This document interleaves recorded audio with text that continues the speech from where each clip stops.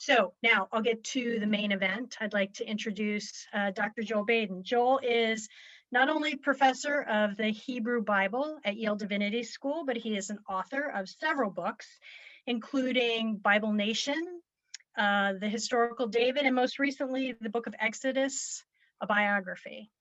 Not only that, but he is the director of the Center for Continuing Education and my boss. And we are thrilled to have him leading this study with us for the next several weeks. So Joel, take it away. Thank you, Kelly. Thank you to everybody for being here. Let me get my screen all shared up with you just for a minute or two. Okay, great. So thank you to everybody for being here.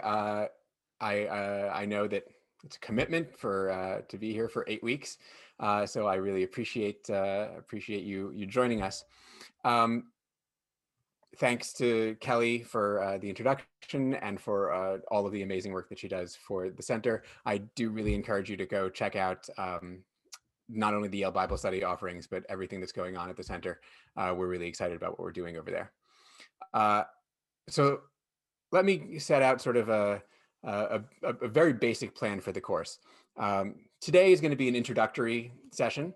We're not going to get into any text of Genesis today, but we're going to talk a little bit about sort of the Bible more generally and what we're doing when we are reading it.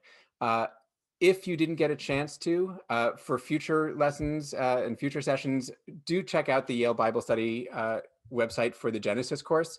That's going to give the plan of what we're doing session by session. So next week, for example, we're going to do creation and start right at the beginning.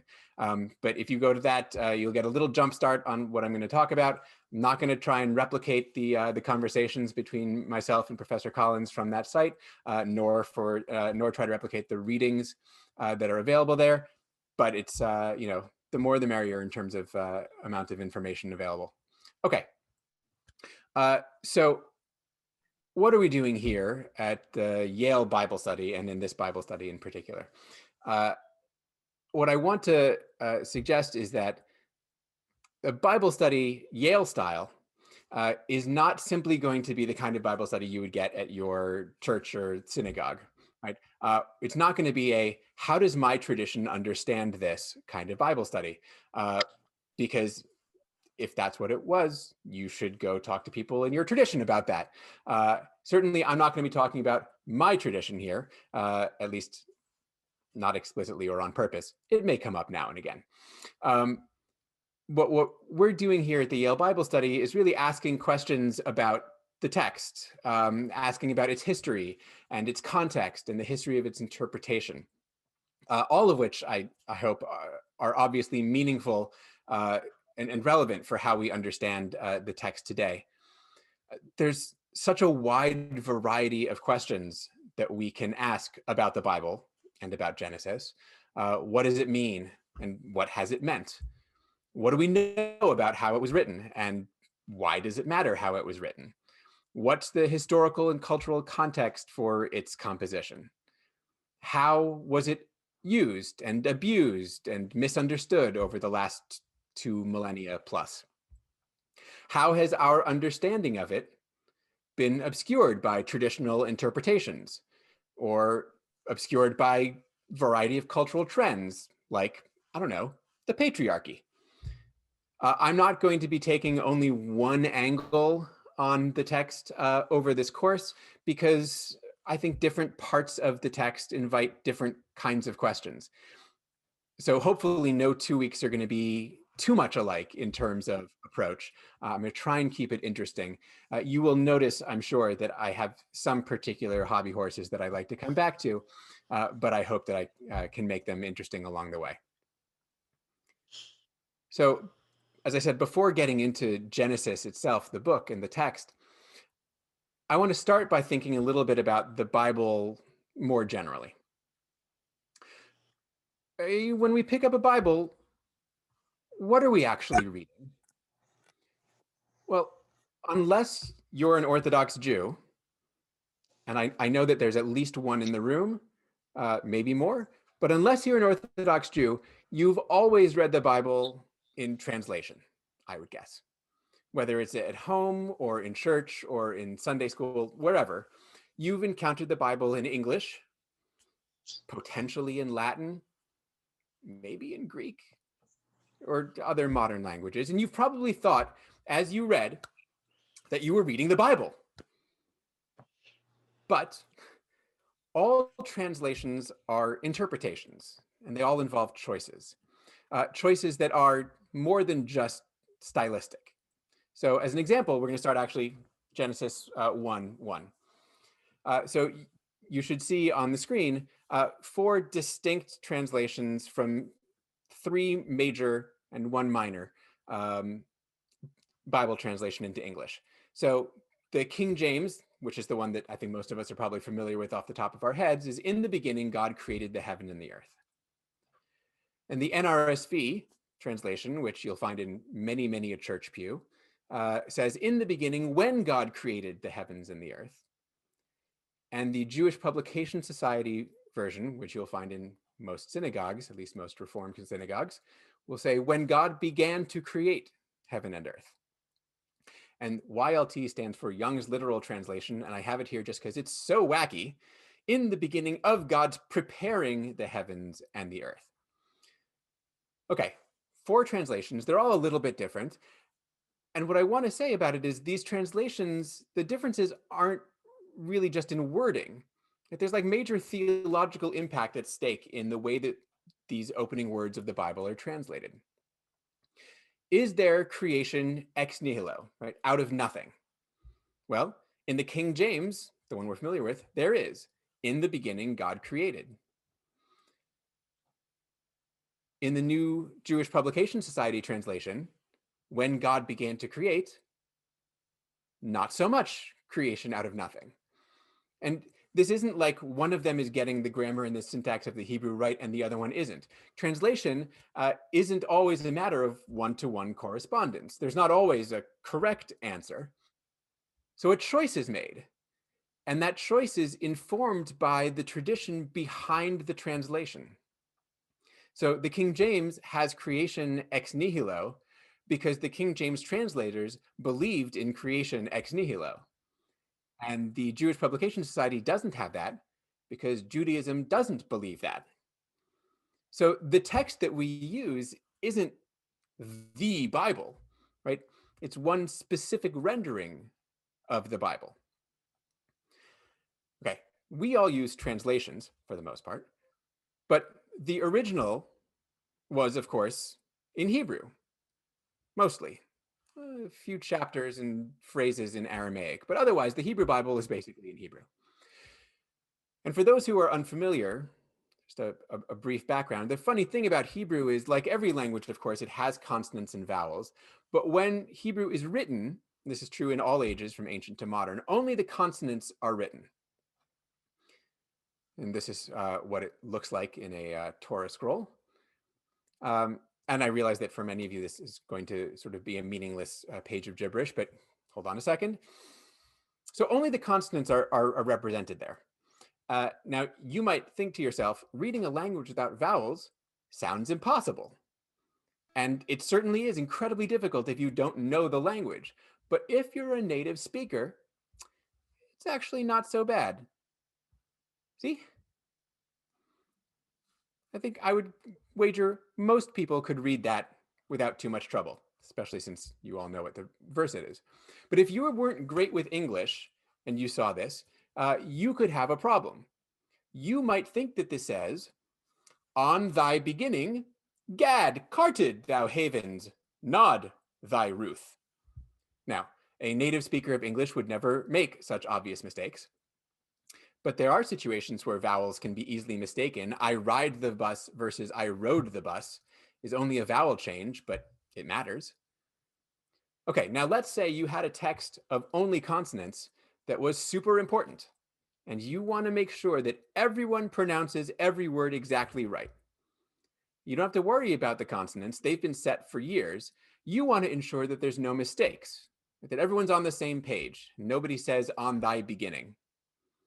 So the next step is obvious. You've got to find a way to write the vowels in among all of those consonants that are already there. And that's exactly what happened in the 11th century AD.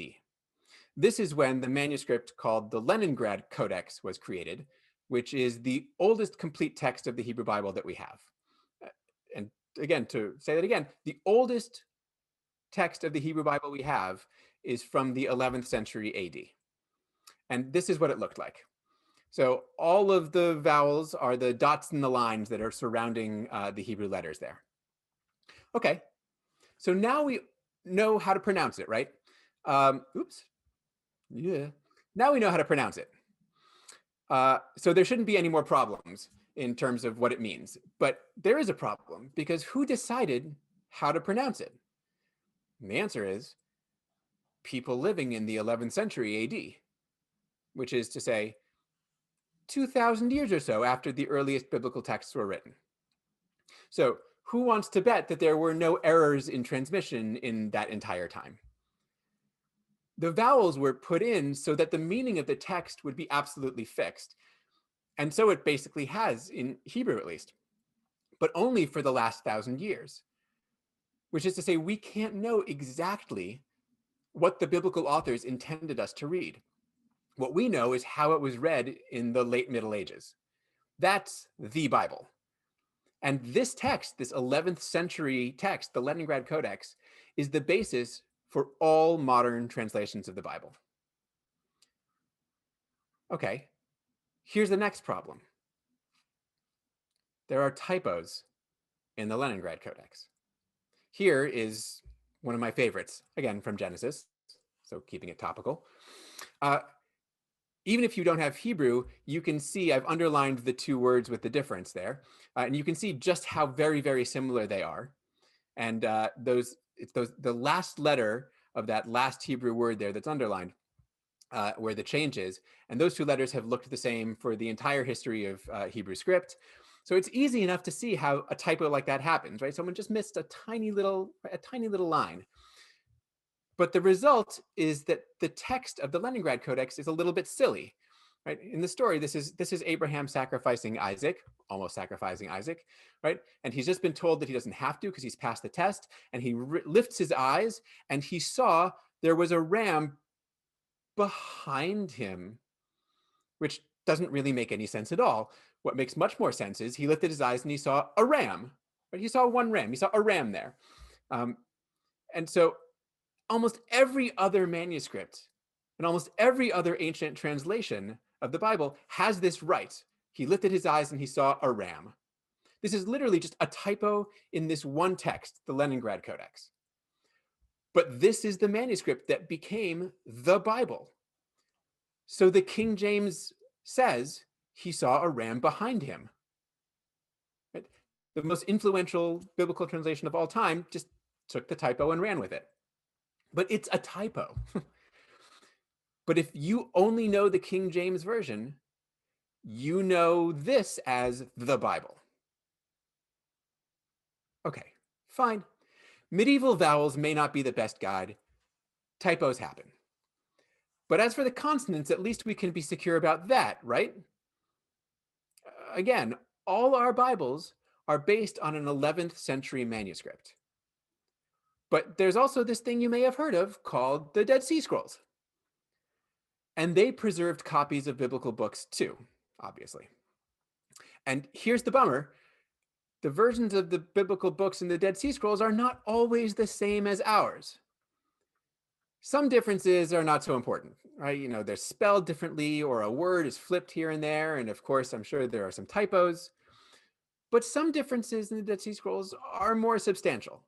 So here's a quick, easy example. From the middle of Exodus, from Mount Sinai. Who went up Mount Sinai to go see God? Right? And the MT, which is the Masoretic text, that's our Leningrad and Standard Bible. It's Aaron, Nadav, Avihu, and 70 elders. In the Dead Sea Scrolls, it's Aaron, Nadav, Avihu, and Eleazar, and Itamar, and the 70 elders. Right? So this isn't a typo, right? This is 2 extra people who get to see God. Right? And some of the differences with the Dead Sea Scrolls are are worse still for our purposes. In the middle of Exodus 18, for example, the Dead Sea Scrolls just toss in 10 verses out of Deuteronomy 1. So the Dead Sea Scrolls are the oldest text we have of the Hebrew Bible, from the 2nd century CE. But the Septuagint, the Greek translation, is equally old, from the 3rd century BC. Did I just say that the Dead Sea Scrolls were from the 2nd century CE? I meant BC. The Septuagint is from the 3rd century BC. And the Septuagint isn't a translation of the Bible that we know and love. Again, some differences are minor, but some are pretty huge. So the book of Jeremiah in the Septuagint in the Greek is a sixth shorter than it is in the Hebrew text. So, I hope that you don't base like your entire faith on that sixth of Jeremiah. That would be problematic. Which is to say, the Septuagint wasn't translating a text of the Hebrew, was translating a text of the Hebrew Bible that was very different from the text that we have today. Again, we think of our Bibles as the Bible, right? When you pick up a Bible, you picked up the Bible. But why? Right? Shouldn't we give more credit to the older witnesses? Shouldn't a 2nd century BC Hebrew text be more authoritative than one from the 11th century AD? My point, if it's not clear yet, is that the Hebrew Bible doesn't really exist. The Dead Sea Scrolls and the Septuagint and the Leningrad Codex all disagree, and of course there are other versions and translations out there. The decision as to which text is the Hebrew Bible is a critical judgment, and the practical ramifications of this are important. Right? Adherence to any specific translation or version or even text or words as the authentic Bible or the authentic Word of God is problematic.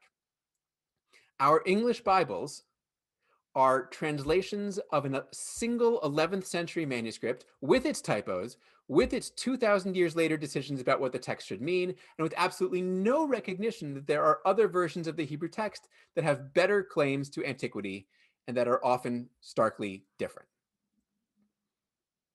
Okay.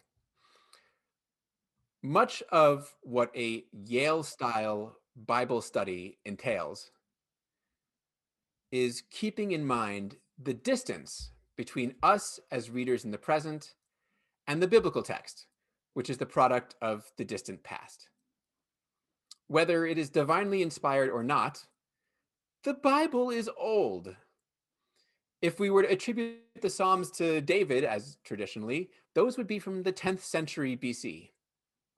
Ezekiel's from the 6th century BC. The Book of Kings also from the 6th century. Ezra's from the 5th century. It's old. But we need to remember that the Bible is not the oldest book in the world. And when we get to what's in the Bible, when we open it up, and when we look at what's in all these other texts, it turns out the Bible's not all that unique either.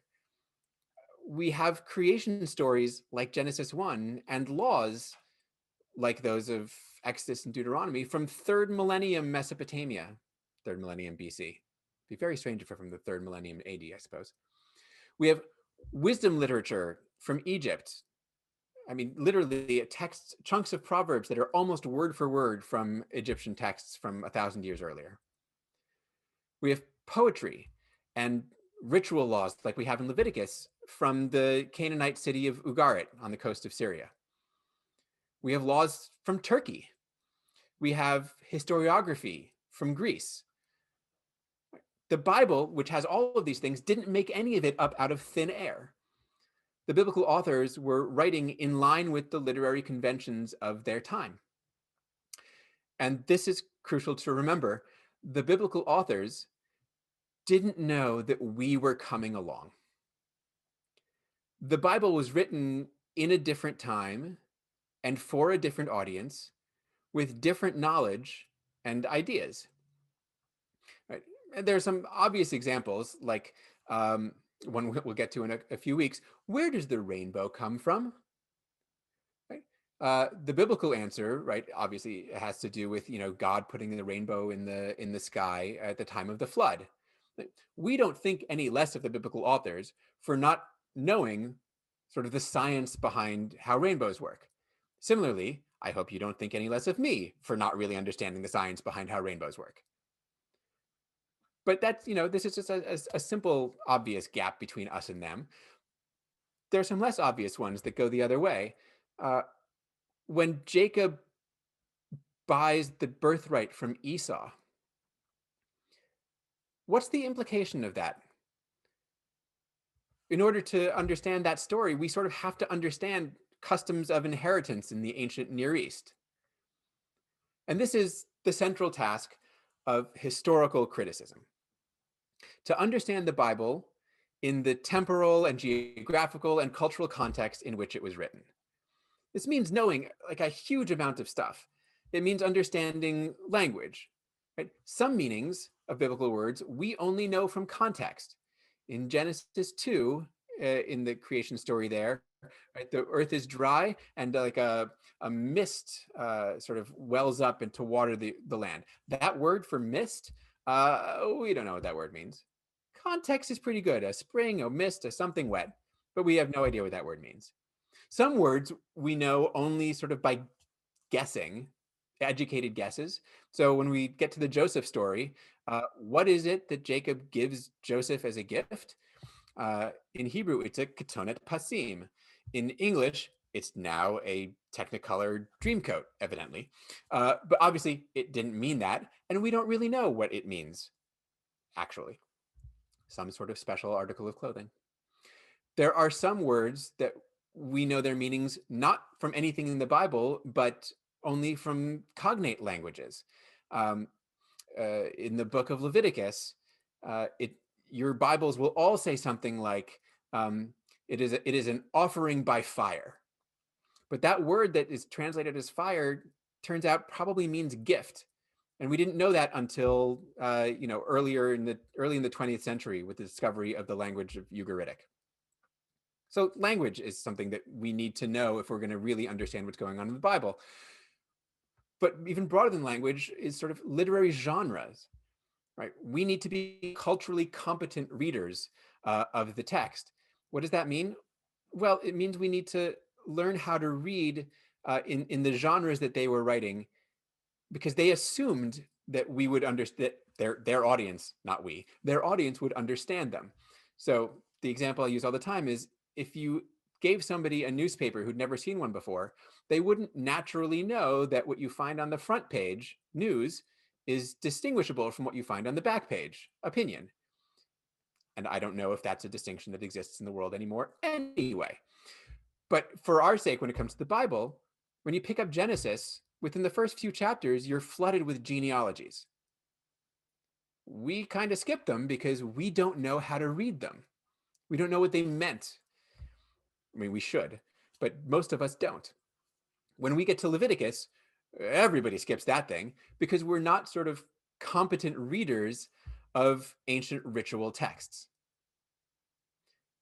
Okay, so language and genre, you need to know some history to read the Bible because so much of the Bible is actually about historical events, not so much Genesis. But when you read the Samson story and Samson's fighting Philistines, who are the Philistines and where did they come from? When Sennacherib invades in the book of 2 Kings, that's a real historical event that we have multiple sources for from the ancient world. It helps to know what's actually happening there. Geography. When Abraham is said to come from Ur of the Chaldeans, where is Ur of the Chaldeans? When Jacob goes to his relatives in Aram, where is Aram? When Moses goes to Midian, where's Midian? Most of our Bibles have helpful maps for this. But the fact that your Bible has a map in it tells you something about how much you need to know in order to understand the text. And then there's cultural stuff. How did people in the ancient world understand sacrifice to work? Was it a gift? Was it food? There's all sorts of possibilities. It's not obvious on the face of it. When it says that God smelled the pleasing odors, what are we to make of that, really? When the Bible talks about animals being pure and impure, when it talks about people contracting impurity, what is impurity? when the Bible talks about the responsibility of children to care for their parents? What did that mean in that time and place?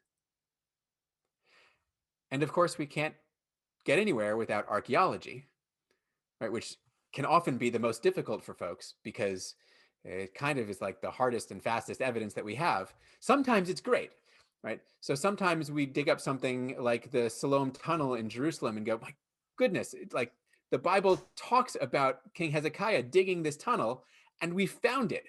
And in it, we found a datable sort of inscription saying, we built this tunnel. That's fantastic. Sometimes it's neither good nor terrible. We don't really have archaeological evidence for the Exodus, so we'll call that one a wash. And sometimes it's really bad.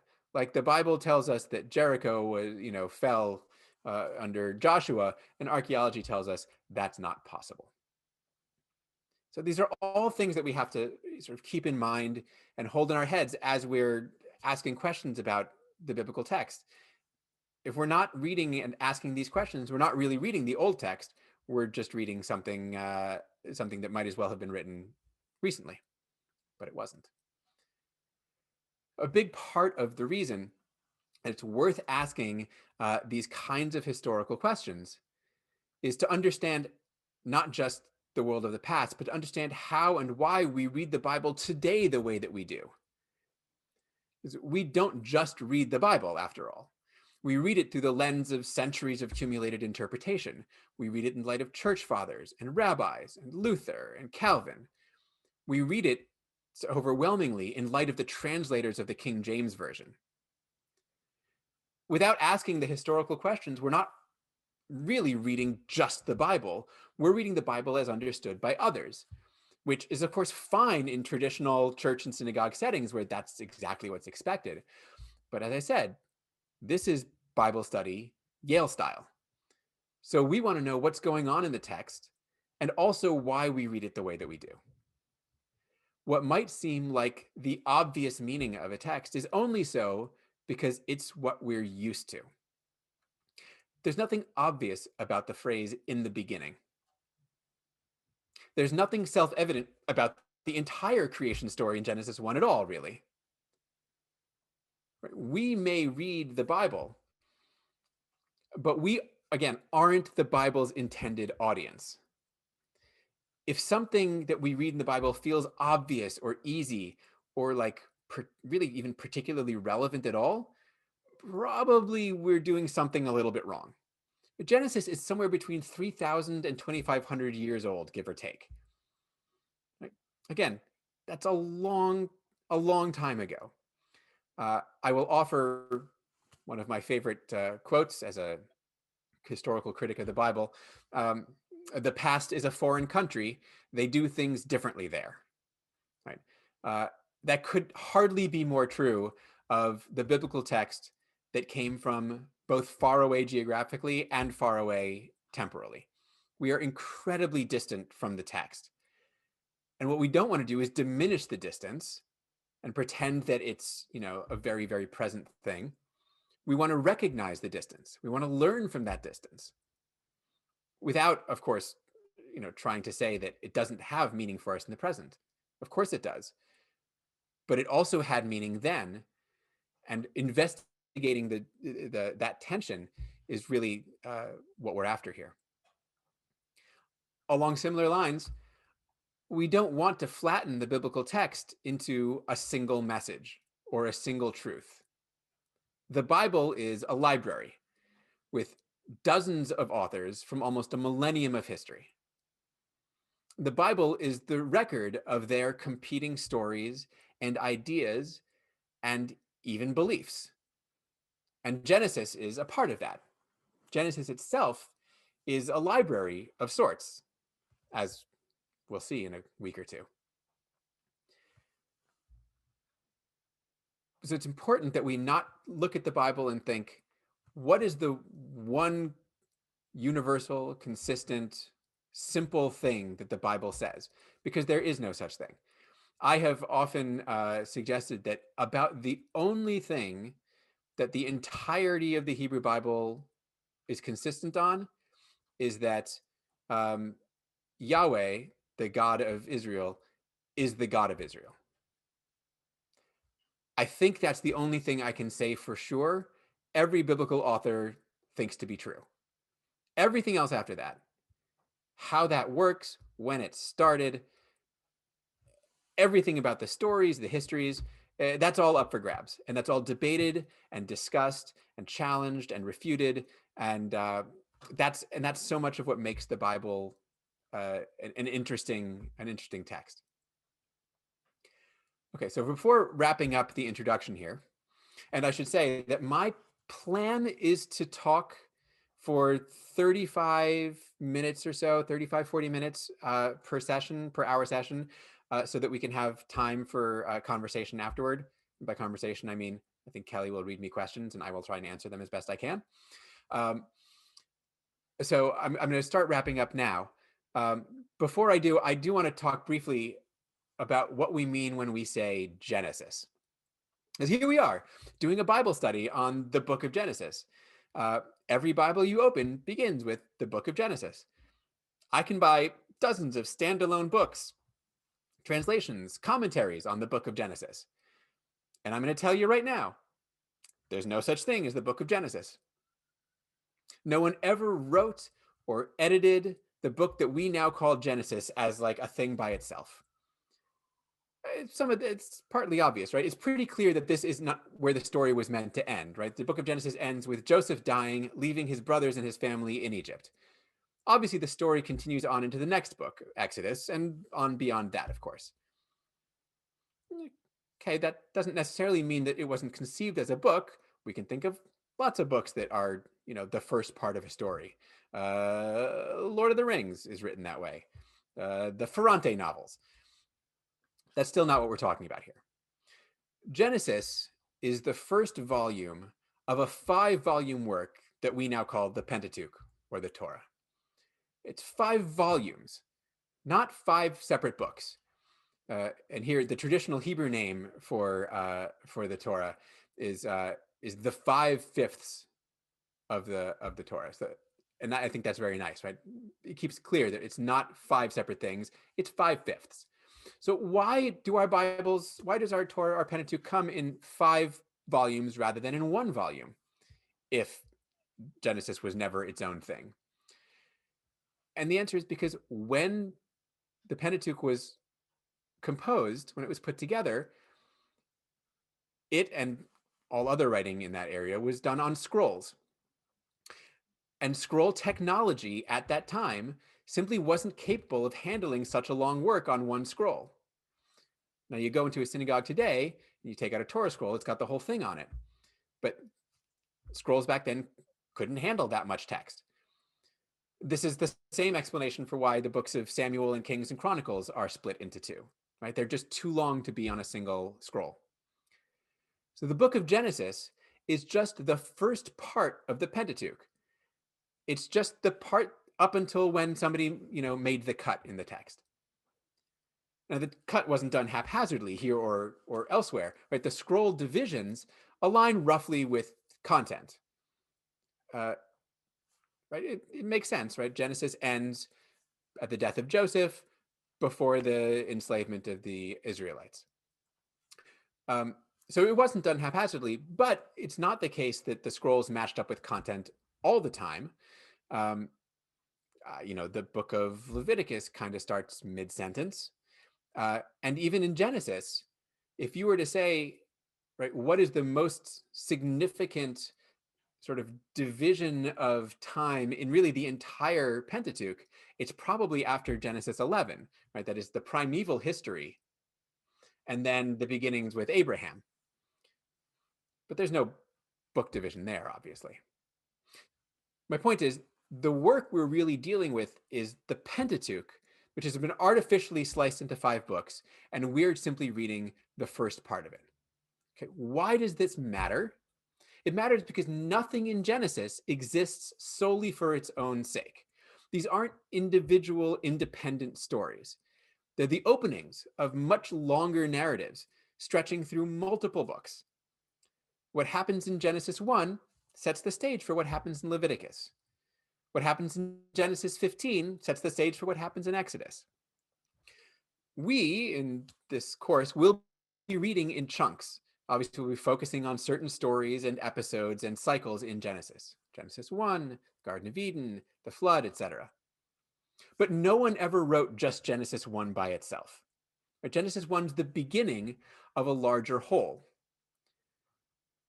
No one ever wrote a flood story and just like called it a day. Right? The flood story, or flood stories, we'll get there, is part of a longer continuous narrative. One of the typical features of a lot of biblical interpretation, both in church and synagogue and even in academia, is the focus on like the single text, the single episode. And we ask things like, what does this story teach us? What can we learn from this story, this chapter, this episode? That's how interpreters have chosen to approach Genesis and the rest of the Bible, but it's not how anyone ever wrote any of this material. Okay, to sum up and conclude, no one really reads the Bible wasn't written for us, and Genesis isn't a real thing. I feel like that's pretty good work for an introductory session. Next week, we're going to jump into Genesis 1, and for now, I will entertain whatever questions Kelly has decided we're going to entertain. Okay, and I'll just a note to everybody. We may not get to all questions, and if we don't, have no fear. I'll be sharing the text of the chat with Joel after each session. So if there are questions that come up there that he doesn't get to, he can address them either in the email that we send out or in the next course if he likes. So, okay, our first question is, did Moses Maimonides believe in creation ex nihilo? I don't know. I don't remember, to be more honest. Is there a Maimonides scholar here? Is Aura still on? Or is the only person on here that I am sure might know such a thing as this? Hi, I'm here. What did Maimonides think, Aura? Everybody, sorry, Aura is one of my beloved students. Hi, everyone. Maimonides was very consistent with Plato, so he did believe in creation from nothing. There you go. Thanks, Aura. I should keep more students around for their various expertises.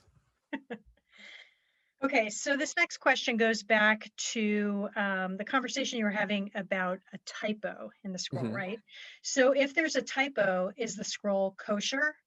And there was some conversation around that then in the chat that said, since it's in the ancient text and has become the standard, then it is kosher, but maybe a new typo would not be kosher? Yeah. What makes a Torah scroll kosher has to do with whether it has been precisely copied from its from the previous version. And so that particular typo and many others have entered the text at such a time that they're now they're now part of the tradition. What's interesting is to think that it was really not until the 11th century, 12th century that people within Jewish tradition even started thinking about, boy, we really have to get like the one standard text here, right? The ancient rabbis were very clear that you need to copy it precisely, and they had all kinds of like rules and regulations about copying the Torah scroll. But it wasn't until the 11th, 12th century that they looked around and thought, we have such a there's such a mess of texts here. We need to get one that's the right one.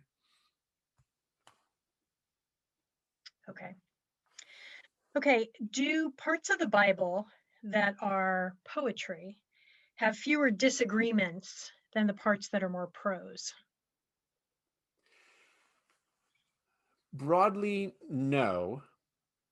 And that's because, to our great delight, most of the prophetic, or at least big chunks of the prophetic books are in poetry.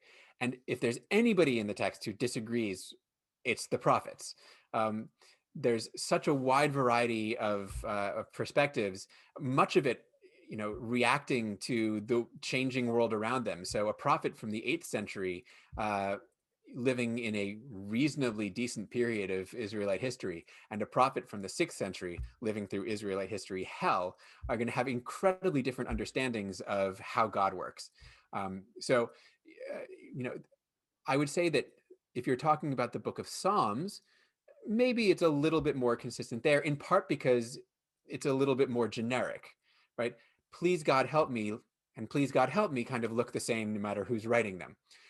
But if you move along further into the wisdom literature that's also in poetry, again, between Proverbs and Ecclesiastes and Job, this is, to my mind, sort of the paradigm of having different opinions and theological perspectives in the biblical text.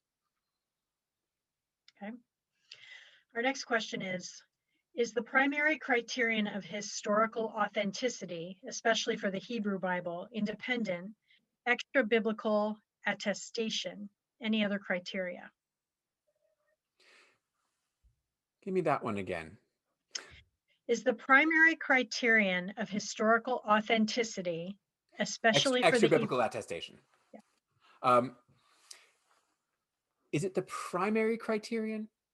It's pretty far up there. So I would say, for example, that I personally am not really willing to start talking about anything in the narrative of the Bible being historically true or accurate or verifiable or really worth even discussing in those terms until basically when we get to King David, which is when we actually get our first clear extra biblical attestation of anything, which is not to say that nothing before that is historically true. It is to say that we don't have any evidence for it up till then. And it's also to say, by the way, that not everything after that is historically true, just because there is independent sort of extra biblical evidence of one sort or another. The Bible is a text, and all texts are written from a perspective with bias, and that affects sort of what we think of as truth claims across the board. Okay. What is the basis for the dating of Genesis? What's the basis for the dating of Genesis? Well, I can do this. I'll do it in two directions. I can tell that Genesis is, on the very latest, no later than the 3rd century BC, because that's when it was translated into Greek. Must have existed by then. I'm pretty sure it existed before then, probably in the end of the 5th, beginning of the 4th century, because the biblical book of Chronicles, which is from then, refers to stuff in Genesis. Now, if you ask me what's the basis for the biblical dating of the biblical book of Chronicles, we're just going to get into a big circle, and we can't do that here. But as for how early it could be, it's a little bit hard of a question to answer. There are probably bits and pieces in there that I would date based on language, based on sort of cultural references, reasonably early, maybe to the 10th century BC. But in any case, and we'll talk about this over the course of the 8 weeks, it's hard to date any biblical text, especially in the Pentateuch, to any sort of specific pinned down time, in part because it has multiple authors from multiple times, and in part because even those multiple authors were not sort of an individual who sat down and wrote something and then it was fixed forever, but were parts of schools of thought that were revising the text, including Genesis or the Pentateuch as a whole, for generations. So when did it reach its most final form? I mean, probably relatively late, 3rd century BC, maybe even later. When was it started? Probably much, much earlier than that. But there's so much composition and editing that's going on in between that it's very hard to put a fixed date on it. Okay. So our next question is, you think we were not the intended audience for the book of Genesis? Do you feel the same about the New Testament? I promise I was not the intended audience for the New Testament. That one I can do pretty easy. Yes. Now I'm going to do this very briefly because I'm not a New Testament scholar, but I mean, I think it's exceptionally clear, certainly in the letters of Paul, who was writing to specific audiences in a specific time and place, that, but yeah, as a whole, I can't imagine that any of the biblical authors thought to themselves, in 3,000 years, there's going to be this really interesting Zoom conversation going on, right? Like almost everybody, almost every biblical author was writing, and very openly so, Old Testament and New Testament, writing for their specific context. They were writing about their history. They were writing about the world around them. They were responding to current events. They were responding to cultural trends. And they're very open about that, right? When they're condemning social woes, they're condemning their own social woes of their time. That's my very brief answer to a New Testament question. Does the classic Orthodox Jewish Mikrot Gedolot Bible base itself only on the Leningrad Codex? I think that it does. Is everybody going to ask me Orthodox Jewish questions? Because if so, Aura can just do this for me. Aura, what's the... Hey, I mean, it's based on what we call the MT. I mean, probably primarily, yes, is my gut. I'm going to say I think it is. Sorry, I froze momentarily. Was the answer yes or no? Yes. I Okay. believe so. I believe so too. Okay. Okay, Kelly. Will we discuss the possible allusions to creation in Genesis being a folklorish story of the Babylonian exile from Jerusalem? We will potentially talk, we will certainly talk plenty about, what may have been going on in the background of some of these stories. Certainly when we do Genesis 1, we will talk about, interaction with Babylonian and Mesopotamian texts and culture. Whether, save that for the week on Garden of Eden, because I think that's the text we're talking about. And rather than talk about it now, I'll just talk about it then. And if I don't talk about it then, ask then. Okay.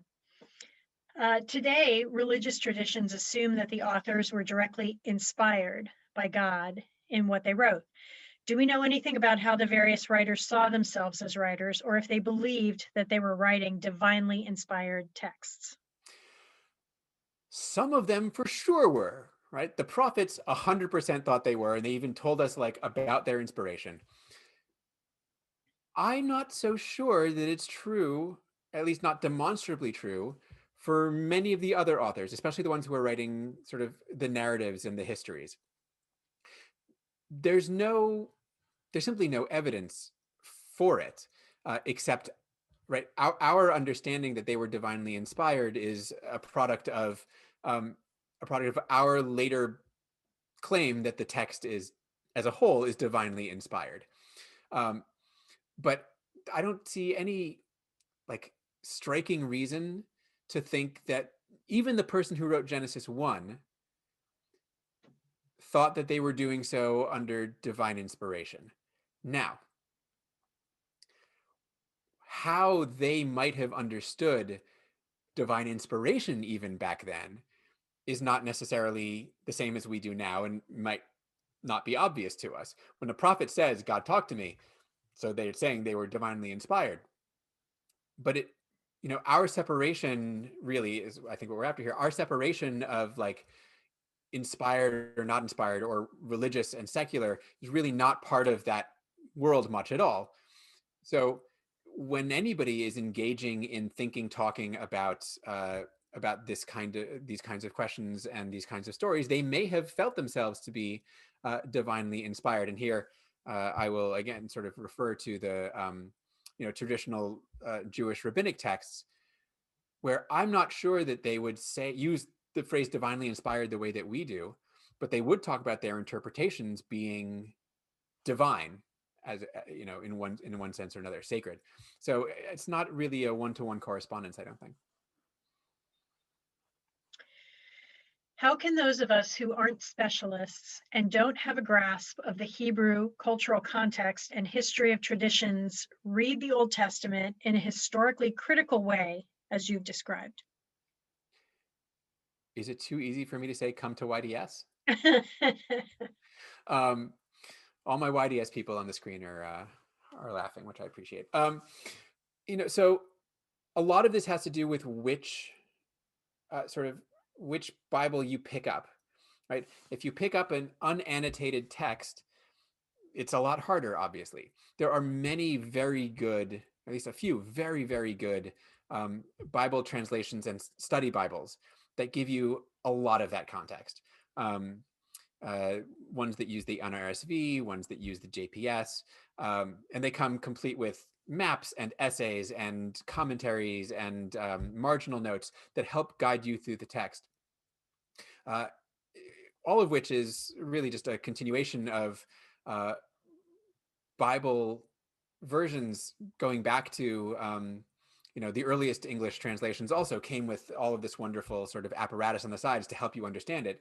And just we have so much more knowledge now that now these study Bibles can get to be quite big, but they're really very, very useful as introductory texts. Often they'll guide you towards other readings. And there are, you know, an infinite number of introductory textbooks. I can recommend the one by my colleague, John Collins, as sort of an introduction to the Hebrew Bible that gives a lot of this context for you. Joel, was the Bible intended to be a holy book?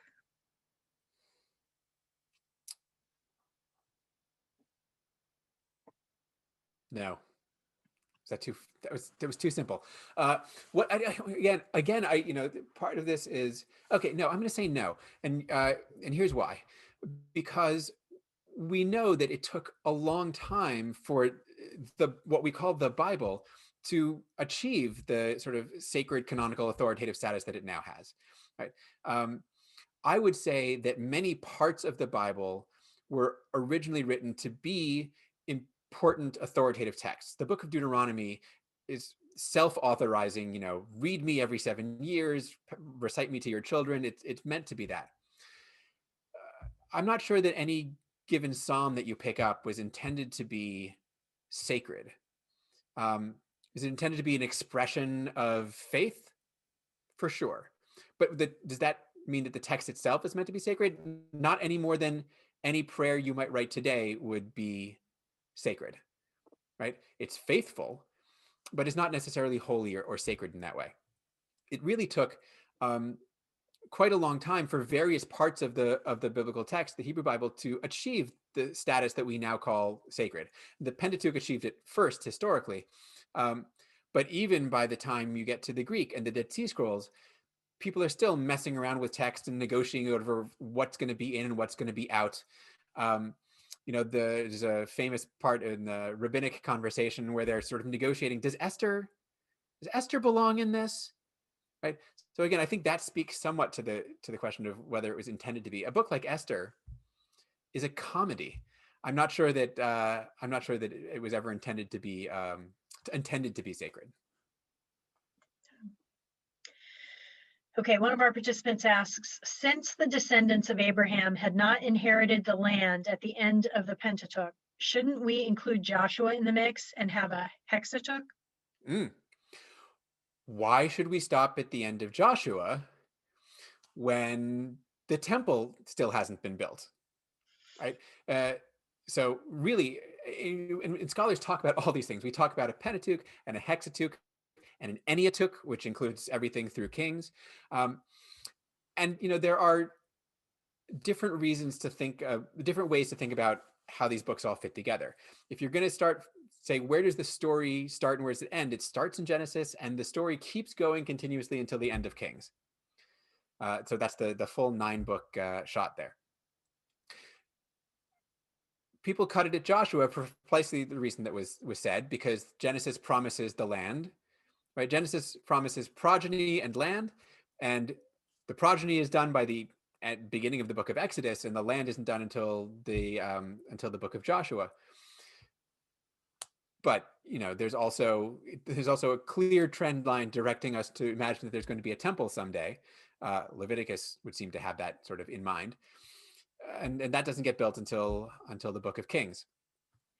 So the reason we talk about a Pentateuch and not a Hexateuch is because the Torah or the Pentateuch seems to have, I'm pretty sure did, existed as an independent unit, separate from the books of Joshua through Kings. And though we won't have time to get into this, we can see that in the fact that the two corpora are edited differently, right? There are features of literary features of the Torah or the Pentateuch that we simply don't find in Joshua through Kings, and literary features in Joshua through Kings that we simply don't find in the Pentateuch.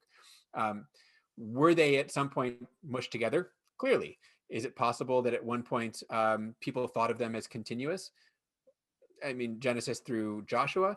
Maybe, but there's not a ton of evidence for that. The earliest evidence we have in terms of how people treated the text was the first 5 books as an independent thing.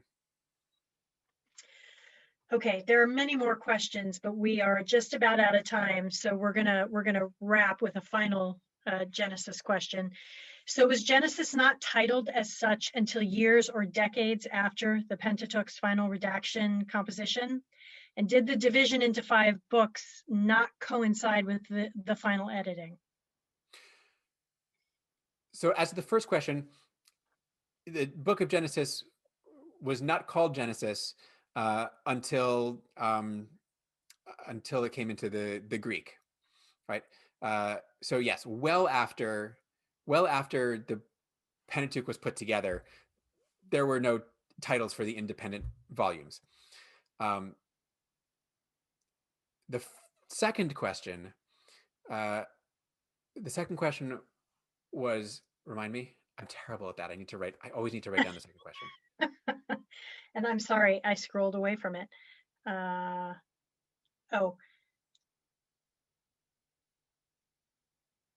Yeah, I'm sorry, I lost it. There's just way too many questions in the chat, Joel. You're gonna have a lot of reading to do. Had to do with the timing of its composition. Oh, and the division into scrolls. Right. It's actually hard to know, right? The editing together of the entire Pentateuch took place in, I think, a single shot, start to finish. Maybe, with a school of people doing it, but it took place in one shot. At that point, I assume that there needed to be a division into scrolls. And so I have no reason to think it wasn't divided where it is now, and that's been the continuous thing. But again, until the Dead Sea Scrolls, well, the Greek translation and the Dead Sea Scrolls, we just don't have any evidence for how it was divided. The fact that the Greek and the Dead Sea Scrolls do seem to divide the books in the same place might be a good indication that this was sort of the traditional way it had been done, maybe from the start. Okay. Thank you, everybody. Thank you for the questions. I can't wait to see what else everybody has up their sleeves. Again, next week, we will be reading Genesis 1. So that's your primary text. And do please go to the Yale Bible Study website, take a look at the video conversation between me and Professor Collins, read whatever extra readings there that you find your way to. And I look forward to seeing everybody in a week.